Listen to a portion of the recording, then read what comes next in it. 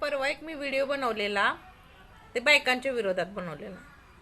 पण असं समजू नका पुरुष कमी आहेत, नाही, पुरुष त्याच्या डबल आहेत.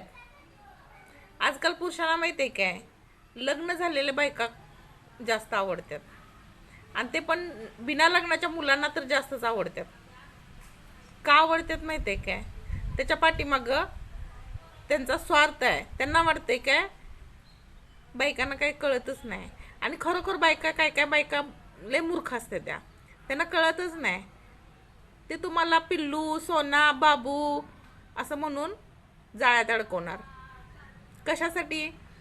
अहो, तुमचा खर्च उचलायला लागत नाही ना पोरांना.